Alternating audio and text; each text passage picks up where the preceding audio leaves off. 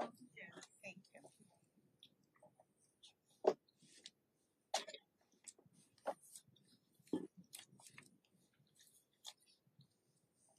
Woodrow, Present. Mr. Rutherford, Present. Mr. Schoonover, Mr. Fee, Here. Mrs. Kelsey, present.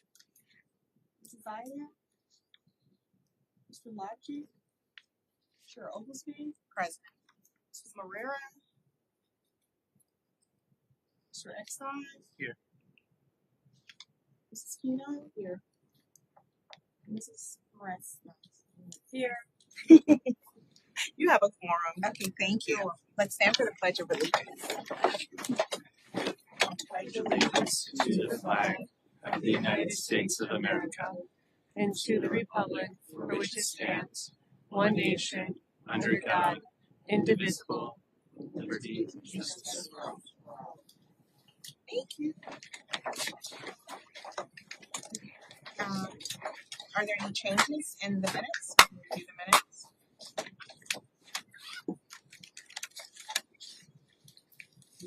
Make a motion to approve the minutes. All right, do we have a second? Do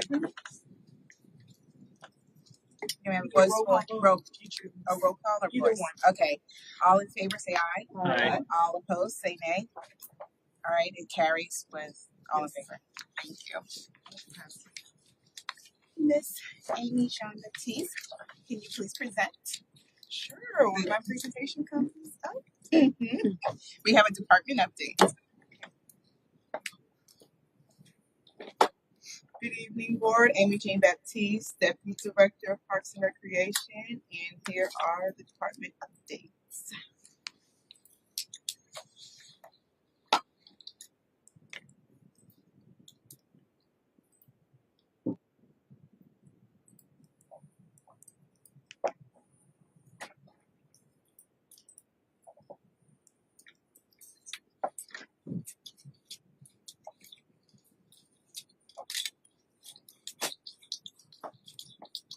So,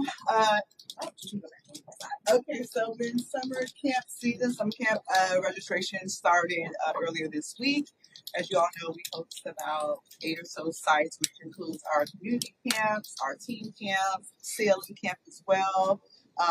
And between the two sessions that we do throughout the summer, we get about a couple thousand participants. So, like I said, registration is open now, and you can find out more information on our website. We're in spring season and the spring egg hunts are underway. So we have about 5 egg hunts this weekend, starting this Friday at Carter Park, and then the rest are on Sunday. So if you have any little ones, bring your basket for the egg hunts across the city.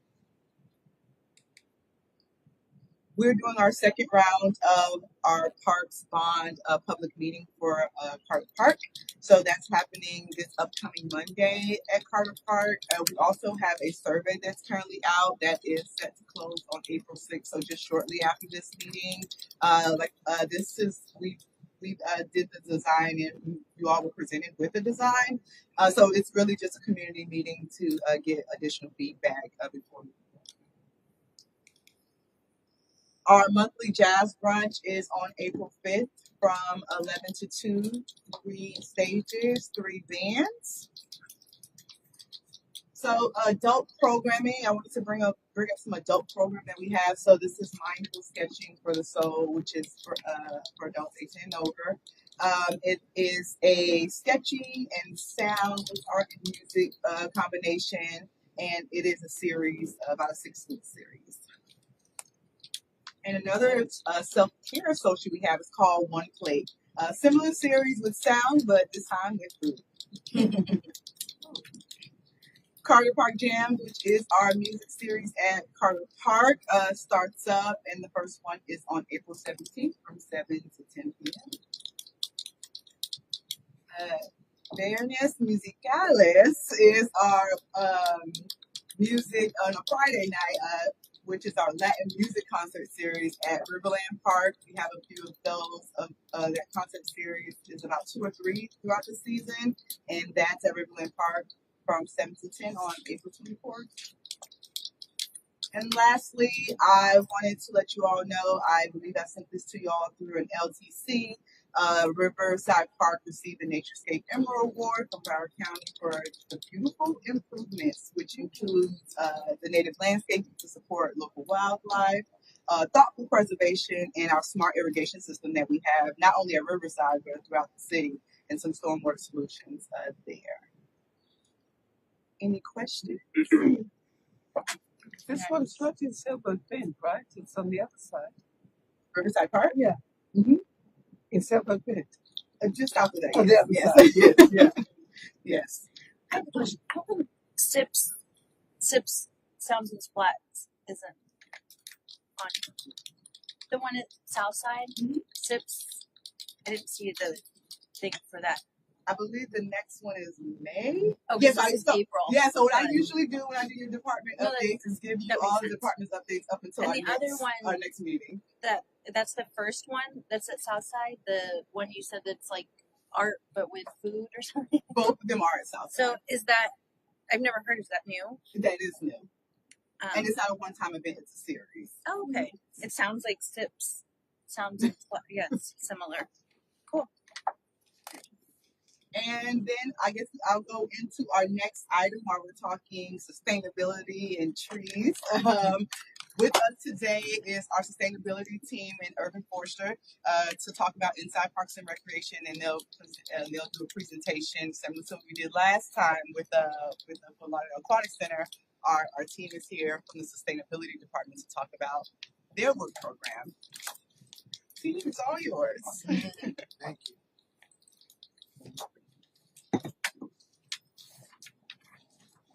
Where's that? I'm trying to just figure out where to. Oh, that's good. Thank you for having us tonight. I'm Glenn Hadlin, Sustainability Manager for the Sustainability and Climate Resilience Program. And we also are going to talk about sustainability and resilience. Laura Julie, our urban forester, is here, and she's going to talk about our forestry programs. So, thank you for taking the time. I know you heard from Dr. Gassman in December. And I think she talked about what we do at more a higher level, at the planning level. And what I'm going to talk about is more at the program initiatives level, things we're actively working to advance. So, I'm going along. Sustainability has been important to the city, going back years. This is our strategic plan, and we're on the third iteration of that since 2013. Every year it's had something, and it's had be a sustainable and resilient community or something very similar. And so the city has been focusing on sustainability since before I got here in 2014. We had our first sustainability action plan in 2011. It included a number of actions and goals to save energy, save water, to reduce our greenhouse gas emissions. Oh, I keep going backwards. Not used to this button. Let's go the other way. Okay, so Dr. Gaff, as I said, Dr. Gaffney was here. We are the Sustainability and Climate Resilience Program. We have eight people working on different aspects of sustainability and urban forestry. I went in the right direction. So, and I think Dr. Gaston showed you this slide. And when we think about sustainability and resilience, I mean, it's kind of broadly, this is what it is. There's the mitigation side. We're trying to reduce the greenhouse gases that go into the air that cause climate change, that cause climate impacts, the tidal flooding, sea level rise, the changes in precipitation. And so on that side, we're working on things like being more energy efficient, bring more renewable energy into the city. And on the other side, we're looking at the flooding. What can we do to be more resilient and reduce the flooding? And when they do happen, be more resilient. And then there's a number of things that are kind of in between that overlap both sides. And one of them is water conservation. I'm going to talk a little bit about that. And forestry is there. Laura's going to talk about that. So, as I mentioned, we had a sustainability action plan in 2011, but that we had an endpoint of 2020. Our goals were all set for 2020, and we came close to our goals and almost met them, but we needed new goals, and so we created we set a net zero goal in 2021, and then in 2025 we finished our plan as to how we were going to get there. However, our state legislature in this session has decided that, in their opinion, net zero plans are detrimental to the energy security and affordability of the state. So they actually passed a bill, House Bill 1217, which has been passed by the Senate and the legislature, but not signed by the governor yet. I'm assuming it will be, and then will become law on July 1. And so this bill will effectively preempt our net zero goal. But we can still do energy efficiency. We can reduce greenhouse gases. We just can't, justify it by saying it's all in our working towards our net zero goals. And below this is the state energy policy, and that talks about energy affordability and resiliency. And what I'm going to show you next is our programs where we're trying to do the things out of the net zero plan, but they're all at the bottom. They're justified or based on where do we get the best investment on simply the dollars and cents of it. So we want to add solar panels to our city facilities. And we know in our city operations, we just looked at this today. In 2010, we spent about $9 million a year total for the city on energy. And now we're actually using less energy today because we've been working on energy efficiency more. We spend more because the rates go up. So we're at almost $11 million a year. But we know if you install solar, that the city can reduce its energy consumption. We effectively lock in, the city effectively locks into an energy rate for the 20-25 years during useful life. So we have funding in the CIP this year to do this, and we're starting. I think the first building will be the fleet facility that gets sold sometime later this year. The other thing we looked at was our fleet, city fleet. We use a lot of gasoline, and we looked at if we converted not all of our fleet, but the portion of the fleet that's most suitable for conversion, which is the smaller vehicles, light duty, non-emergency vehicles. There's about 800. We converted those to electric. Then we did an analysis of the cost. You can see on the left, that's the total cost of ownership for an EV. The biggest cost is this dark blue bar. It's labeled depreciation, but it's really the purchase cost less whatever you can resell it for at the end of 7 years. So that's depreciation. And the electric vehicles are more expensive there. But then if you look at the maintenance is a little bit less. You have less maintenance with EVs. And the big difference is in the fuel. And we did this analysis about a year ago. We said that over 7 years, the fuel cost for electric vehicles would be about $1 million, whereas for gasoline would be $9 million. Now that's, like I said, a year ago. Today, fuel cost is more, so that difference would look even bigger. So those are two of our internal facing initiatives we're working on right now. We're hoping to launch a residential energy efficiency program in the next year. It will be for our residents, our neighbors, to help them save money on their energy bills because the rates keep going up. So we will be offering energy audits and some improvements to some of our low-income communities and give them a chance to reduce their energy bills. So we requested some money in the fiscal year 27 year budget to launch that program. And another thing we're working on is as you add more electric vehicles, we need a place to charge them. So we've been installing chargers. Here's something I didn't know till I left recently, but I bet you can guess what state in the country has the most electric vehicles. California. What's number two? Florida. That's right. We're number two, which I was very pleasantly surprised. Tesla sells 50 cars per week at just the Miami store. And Oh, like an wow. Audi would sell like 7 a month or something. But yeah, that's how much they sell.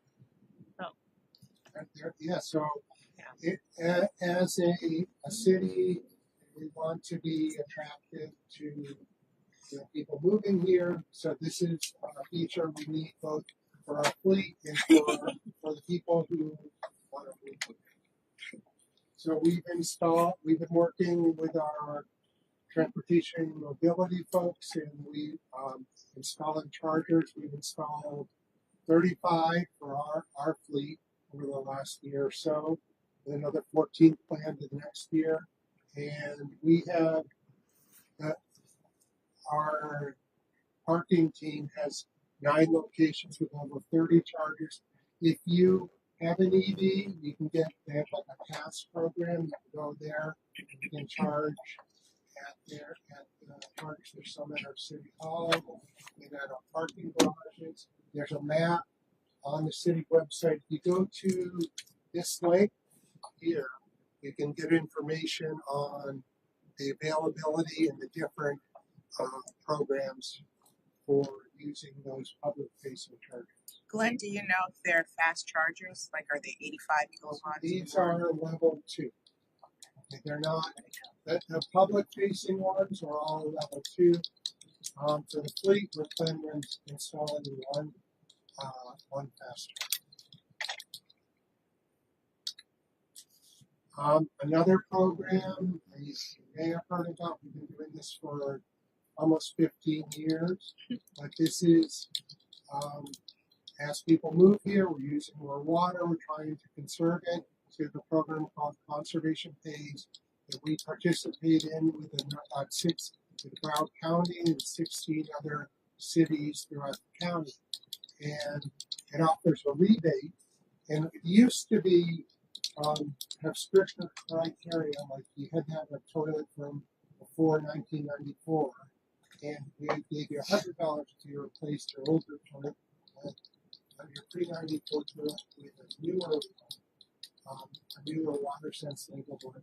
But today, in the last couple of years, they expanded that eligibility. So it's just if you have, it doesn't have to be pre-94 anymore. It just has to use 1.6 gallons per flush, which How do you know? how do you know? You can go to the website and it'll tell you basically if you lift up the lid of the tank, it should be printed there. And so it'll tell you that. And then if you go to the website and you want to do this, it'll walk you through everything and tell you if I got that wrong, that'll give you the correct one. But I think that's what I recall. So they probably want you to take a picture of it and then submit it. And if you want to do this, you have to get the best way to do it is get pre-approved. Because if you buy the toilet place and try and do it after the fact, you may or may not get approved. And then we also have some free things we give away, some aerators, if you want to put on your sink, just reduces the volume of flow with low flow shower heads. Leak detection kits, they're not just dye tablets. You put in your toilet to see if you have a leak. If you put it in the tank at the top, you see it in the bowl, then you probably have a leak that you want to fix. Either you can fix it or you can replace it. I think that's all. I'll make that on resilience. So the city's doing a lot with resilience. We have the Fortified Lauderdale program, we heard about here, which is our stormwater improvements. We're spending hundreds of millions of dollars across the city to do improvements in our stormwater system. We Advanced Fort Lauderdale is a comprehensive plan. There's a lot of sections in there about climate change and being resilient to that. But I want to talk about specifically about a few things that we're doing here, the Sustainable and Climate Resilience Group. We're in charge of the managing. There's a program called Adaptation Action Areas, which we've been doing for 10 years. And basically, it identifies our most vulnerable areas. If you look at the map at the right, the purple areas are areas where they're susceptible to flooding. And the city's actively doing work to reduce that. And so in our community investment plan every year, we track the areas that we're doing work and then the projects that we're doing and how many of those we're completing. And so we're making sure that the projects that are addressing this vulnerability are flagged, prioritized, and then tracked. The map on the lower left, we did a vulnerability assessment. We brought in a consultant to do all these different modeling of flooding scenarios across the city. And it might be just, from sea level rise alone, it might be from extreme rain events or storm surge. So all of these. This is just one select map which just shows in 2040, distributed across the city, how many days of tidal flooding can we expect to see? And the red areas are more than 150 days a year. So almost that could be half the year. And this is without additional stormwater improvements going on. So as we do this, hopefully we won't actually look like this in 2040. But this gives you a sense of where our most vulnerable areas are. And then finally, the community rating system, I just wanted to mention, that's a program that we're working with the floodplain management team. And that is looking at flood insurance citywide. And the city does certain things that the rate of flood insurance decreases. Like there's a citywide discount. Right now we're at a level 7, which I think corresponds to 15% discount. And we want to get 1 or 2 levels lower and increase that discount. And one of the things that will be an element of that is doing outreach to private properties. When you think about what the city does, like the Fortified Lauderdale it's about the infrastructure and our roads and our facilities, checking out from flooding. But the piece we as the city don't have control over is the private property. And there are things as a private property owner people can do to reduce their flooding. So one of the things the city has done already is building, they've created this guidebook for homeowners, for climate resilience, things people can do at their home. And then we're going to be our division will be doing outreach across the city on these programs, going to HOA meetings and giving people information on climate resilience. And one more thing, plastics. We currently the city has a couple ordinances related to minimizing plastic. We ban plastic straws. Did you all know that? You're not supposed to. No one's supposed to use or sell plastic straws. That's an ordinance we passed back in 2019. And then on city property, there's a prohibition on styrofoam, meaning that when you're on in a city building or a city park, you're not, by our ordinance, you're not allowed to have styrofoam. But we've been getting requests from the city manager's office to research what else can we do about single-use plastics, because as a tourist center, we get people coming to see our pristine beaches and waterways, and we know plastics can impact the habitat, the waterways. So what can we as a city do to reduce that?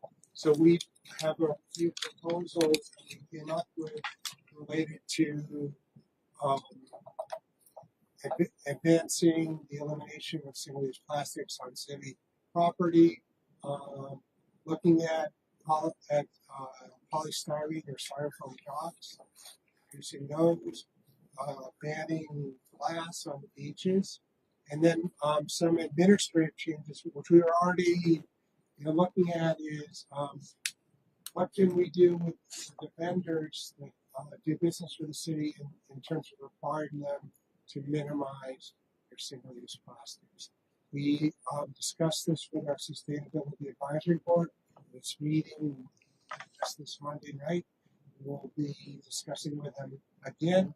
I expect they will be asking the commission to take additional steps to reduce single-use plastics. Now I'll get it over to Laura. Show her how to use it. Thank you. Thank you. Thank you.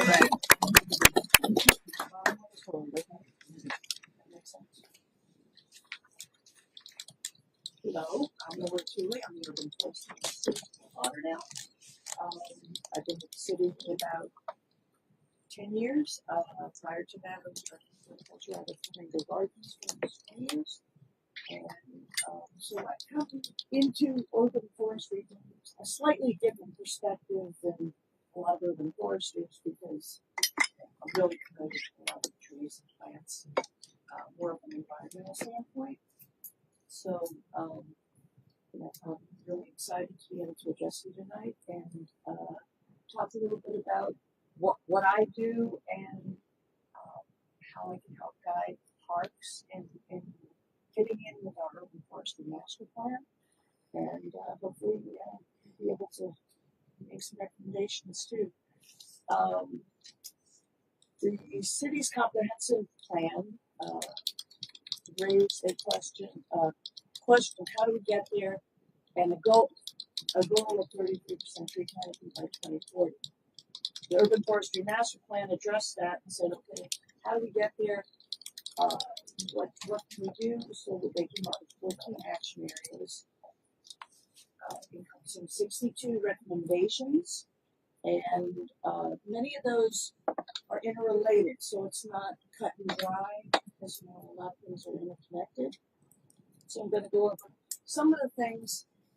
I'll go over a little bit of everything, but also look at some of the things that specifically are part of parks. Many of these areas are more along the lines of development and DSD and permitting. We recently revised the tree preservation ordinance to increase penalties for tree removal and tree abuse. And then, tree preservation incentives for developers were included, as well as a number of other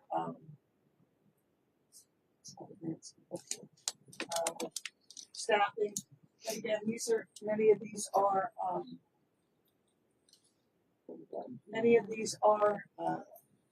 not related directly to parks.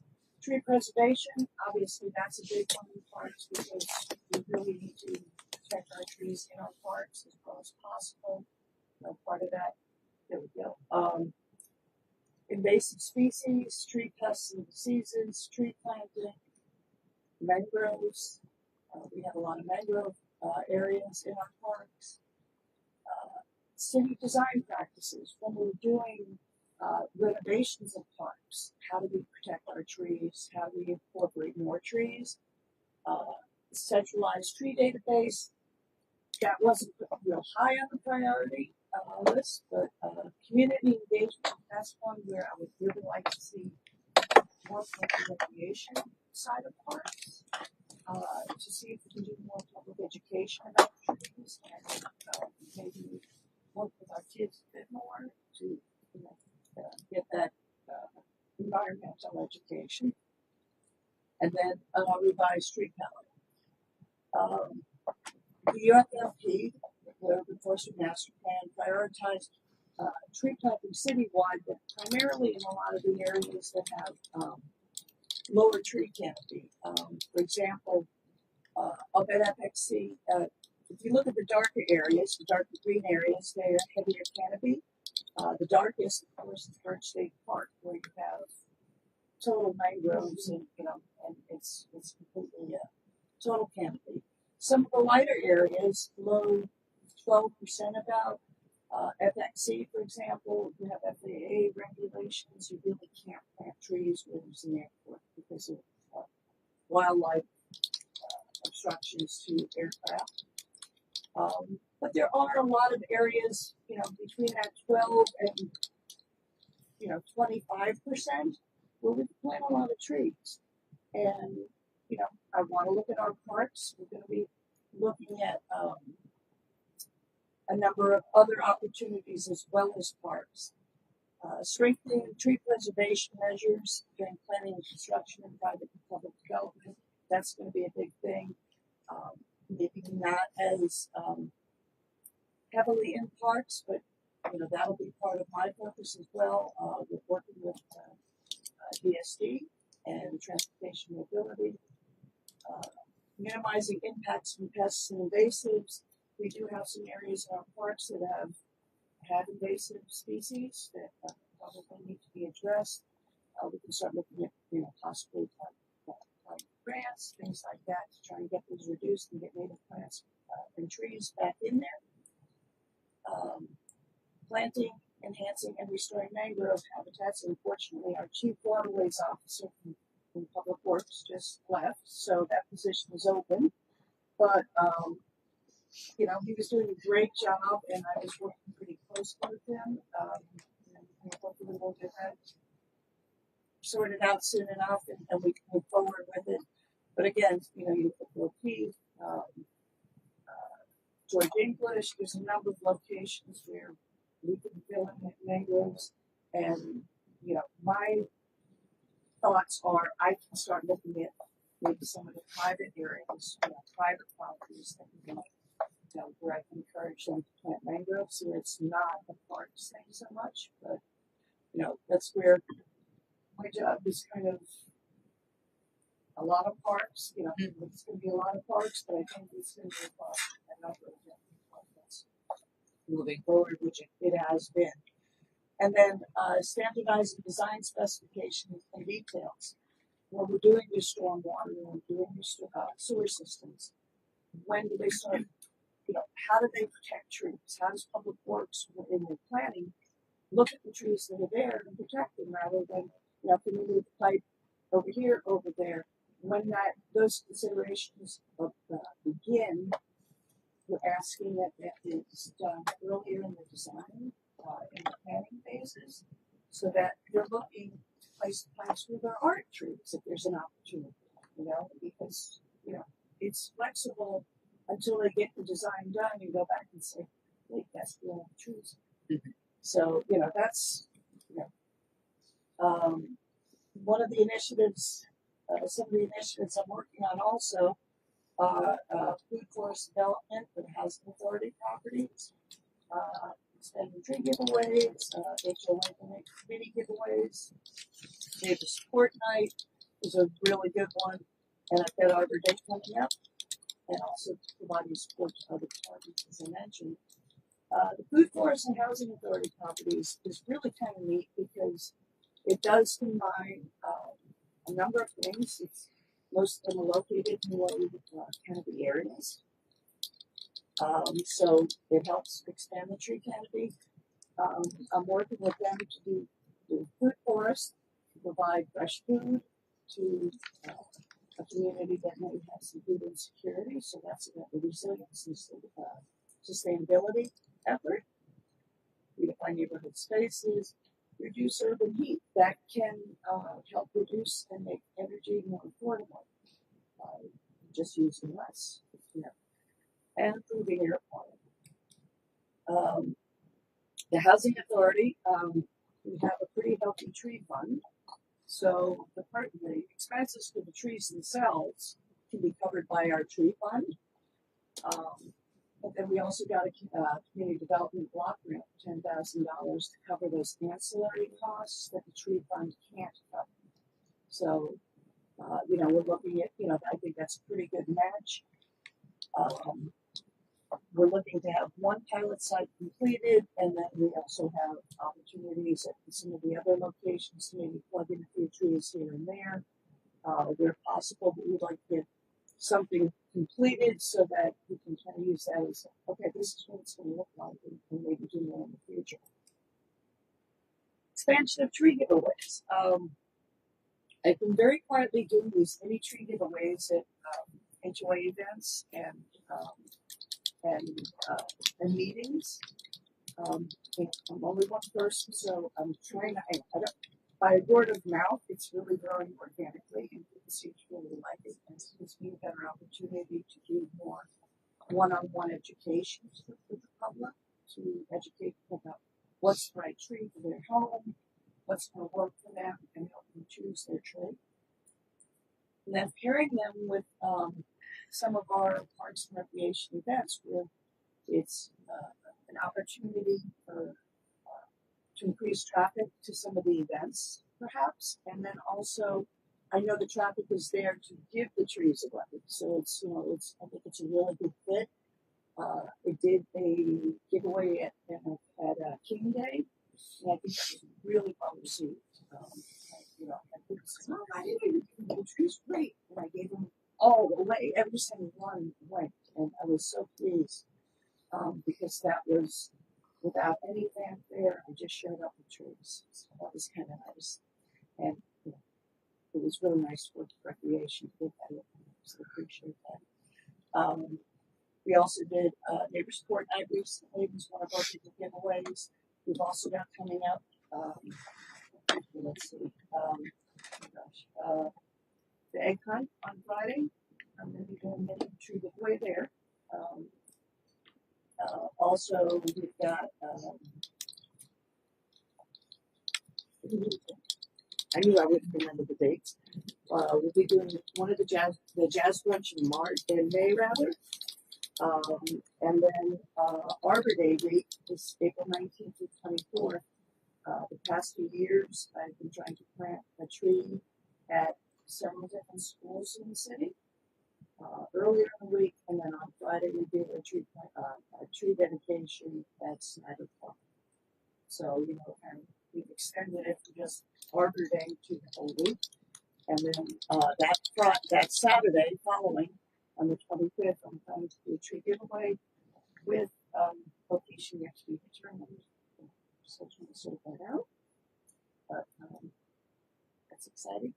And I'd like to give some, special acknowledgement to my colleagues, Bruce, Sylvia, and Natalie, all really contributed a lot to my program because it's an awful lot for one person, but with that help and teamwork, it really, really helps. Thank you. Thank you, Lauren. What type of trees do you usually distribute? What type of trees are you giving away? Are they fruit trees or just? It depends. And that's where in some communities there's a big demand for fruit trees, so I've been trying to emphasize that. I do try to provide a mix most of the time of some native trees, some fruit trees. You know, and I also look at, you know, if I'm doing a tree giveaway over on the east side close to the beach, I gotta look at salt tolerant trees, right? So, you know, it's really, you know, I try not to narrow it down to a certain kind of tree because that biodiversity is really important.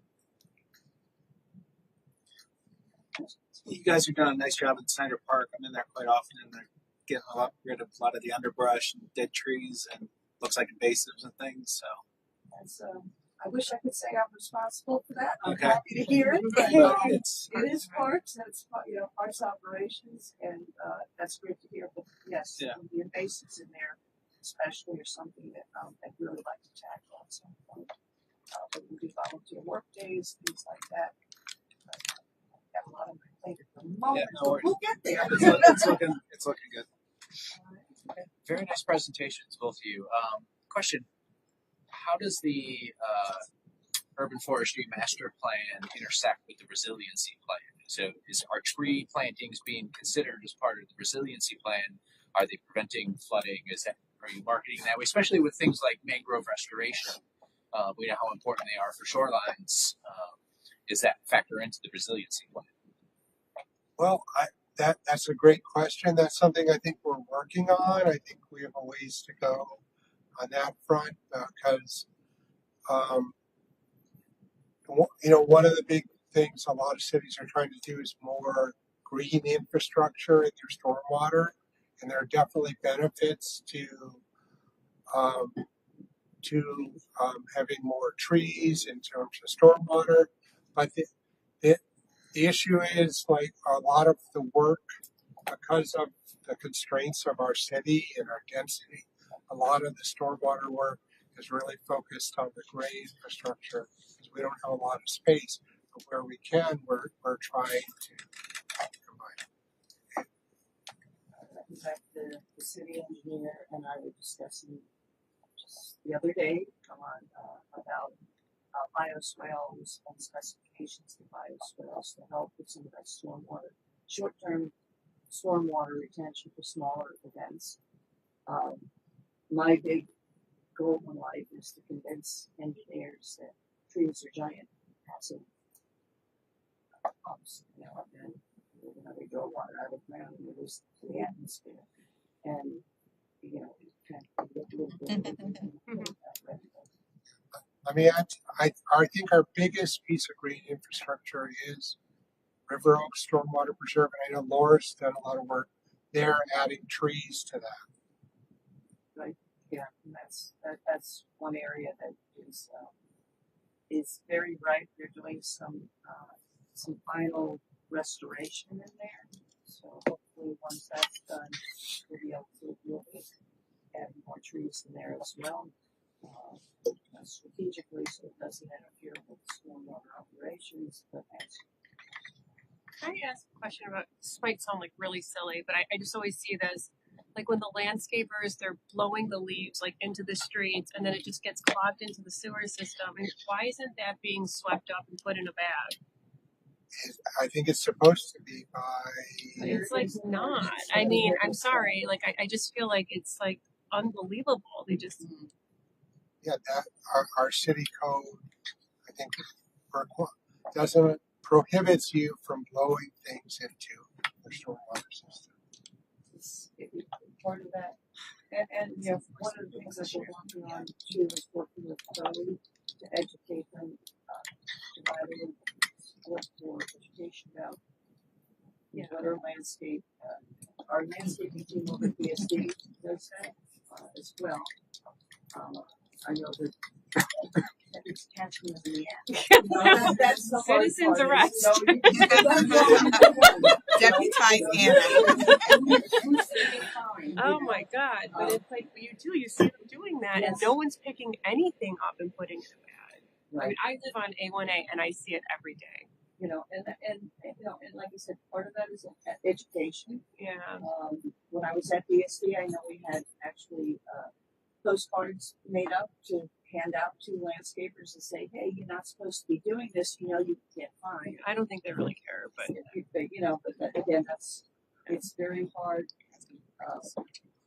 you know. I feel like if tree trimmers aren't they even- outlawed the leaf blowers and had to sweep it up, then it would be swept up into a bag.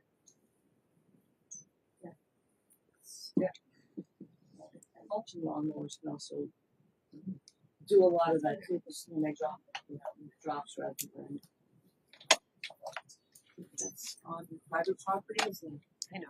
an interesting opportunity. Thank you, Lauren. Thank you. you. Appreciate it. Very informative presentation. All right, on to new business. Does anybody have new business besides our vice chair? Last meeting, I brought up the issue of the Snyder Park on the north side. The city's going to build their new Parks and Recreation offices. The Fort's giving money, and they're doing a great job. The city followed up with me. They sent me everything. They sent me, how much money the city was putting in towards it, so on and so forth. So it was great. Since then, when I looked at it, and then I saw the DRC meeting last night, to access those buildings, rather than use Southwest 8th Avenue, which is on the west side of Floyd Hall Stadium, from 28th Street to like 30th, there's five residences. That street used to go through to those buildings. Well, that's blocked off now because people are going to get some complaint. So to access these new buildings that the city's going to totally build, they'll have to cut through Snyder Park to bring all of the employees to this facility. That's well over 100 vehicles a day going through a passive park. I'm in Snyder Park. I don't know. How many of you guys have been to Snyder Park? Birthday parties there. It is, think of Birchstate Park, but on a smaller scale, and it's passive. So people are in there rollerblading, they're walking dogs, they're riding bikes, there's disc golf. And again, the Fort has done an unbelievable job. I was not a big proponent at first. They've done an unbelievable job. It's a beautiful facility. But for the city now to look at building these buildings which are needed, and there's no doubt about that, they can't cave into the needs of a few and drive well over 100 vehicles through this park twice a day because it's a passive park. I was trying to think today, where else would you bring 100 vehicles into something? And they have to build a little road in there to get to it. Am I correct? Yeah. So that went to DRC last night. I don't know how it wound up. If DRC moved it on, then it goes to planning and zoning, then it goes to city commission, then it's done. So I want to get it out there now that they have to find some other option. I looked at Floyd Hall Stadium to the east, and that's a city park. You could exit. No one's in Floyd Hall Stadium. No one's ever in there. They might have baseball games a couple times a year.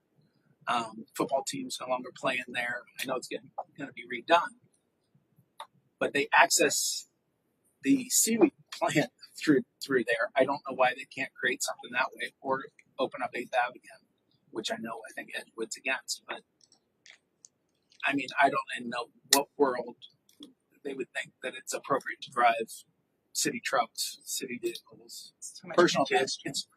And it's not like there's a lot of people in there, but it changes the whole dynamic of the park. It's not a passive park anymore. So I wanted to bring that up and get that on there. I don't know what happened at DRC last night, but I know that was presented. Maybe we should have a presentation from I would think so. So I was going to chime in. So I did not watch DRC last night. And in it, if you want to give me your question in advance, so I can get the information out to you and present to you, feel free to do so. You guys don't have to wait till new business. I'm sorry. You can give me the question and say, "Hey, I'm going to present this." So I don't ambush it. Yeah, I'm sorry. And again, no, the buildings are neat. Everything's neat. It's great. So I don't believe, and I'll follow up with you. I believe that was the multiple routes, and I don't believe that's the main route. I believe that's one of the alternative routes, but don't quote me on that. So I'll follow up with you on that. And if you all would like a presentation about Snyder Yard, which I did provide to you from the email following up on new business of what Snyder Yard would look like. So I just sent that over to you. Yes, if you would like a further presentation or some clarity on That would the be some on the clarity access, because that may be an alternative to because I believe there's multiple access. that would be great. That would But be great. but currently we do have staff there currently, and Yeah. there are some issues with the current access that you're referring to that we have blocked due to some issues that we ran into with a couple of residences. Yeah. So and again, I don't want to say Edgewood doesn't have a say. It's going to affect them, but that once was an open street, and there's a city bus stop 50 yards from the gate. Yeah. So it's and on the one side is Floyd Hall Stadium, the other side's a few residences, and I would not want to step on their toes, but there needs to be some plan rather than drive through a passive park with multiple vehicles. So that was it. That was the first thing. The second thing is one-stop shop. I saw the DDA had a presentation last week in regards to DDA had a presentation last week about At commission? No, just a community meeting. Okay. In regards to possibility in the future of the DDA. And what's great is the city's now on board that it needs to be a park as opposed to something else. But the DDA, I guess, has started to talk about down the road. They did a great job with Heising, and maybe they would do the same thing there. And I just hope that the city has guardrails put in that could never be sold in the future, or it couldn't be repurposed. Wait, where is this one? Right across from City Hall. Yeah, one stop Oh, shop is a project. Yeah. There was there was like 3.5 initially acres. supposed to be a P3 project going there that failed. Concert hall. It might The that, presentation was at the conference on Thursday, on right? Thursday, I feel yes. like I saw it. So it must have been at the conference. Yeah, I know what you're talking about. Yeah. So hopefully, and that's great. It's not a lot of city money that would go into it, but hopefully they would have the foresight to make sure it could never be repurposed for something else. I'm pretty sure you're talking about the same thing. So at commission conference, the conversation was about putting a lift station at. That's different. Okay, Yeah, and that's where that's the DDA different. Yeah. made Yeah, okay. it's either there or put it where the new city hall is. I would think city hall would be. Or the garage, It right? would be So nice. that's I want to make sure that was separate. Yeah, Okay. separate. Okay. It was a community meeting that. It would be nice to tie the city hall with an overpass over To the onto park. the park, so that it all becomes one. That's a great idea. Yeah. It's probably another $100 million. It's not so much, it's a bridge. So, that's it. Those are two things I just wanted to get some clarification on and get Do on the you know record. when the planning commission meeting will be? I guess we have to look. For- You said for the. Well, I don't know if it. Snyder I don't know what DRC said last night. I just know it was in front of DRC. Yeah, I'll provide you all But with the usually- updates. yeah, usually- what the next step is. So it's all in the plan. I don't even think they started tearing the buildings down yet. It'll be years before everything's done. But hopefully that's not an option. Right. No, because to be educated, and then if we decide as a board to have a letter to Sounds the good to me. commission explaining our position, we can consider that. And I encourage you, if you guys haven't been to Snyder Park, it's really neat. It's got the old rock pits in there. It's very passive. Tons and tons of vegetation, animals. It's a nice place to be quiet. Food forest. Yeah, it's a nice area to go. Thank you. Thank you. Any other new business? Are you able to speak about the special entertainment district, or should I just go to the meeting? Okay. You can go to the meeting if you'd like to discuss it with the board. Okay. I didn't know if you were able to have an update or not. I don't. I have to find. Look at your email. There's a special entertainment district meeting coming up to decide how it gets divided up, I guess. So It's Monday, right? I think so, but then there's a Carter Park one. That's why I'm not sure. So it is it is on the same day as the Carter Park, but this one is at 5 o'clock. I can't believe 2 places. All right, and then spring break, do you happen to have an update? Sorry, I didn't ask you in advance. No worries. Okay. Spring break is going. We're going towards the end, and we can definitely provide you after action Yeah. as we get closer to the end of Yeah. the spring break. It doesn't seem like it's been as crazy this year. No. It's been really controlled. So, yeah. Well, thank you. Anything else? All right. Hearing none, I adjourn the meeting. Thank you. No, Yeah,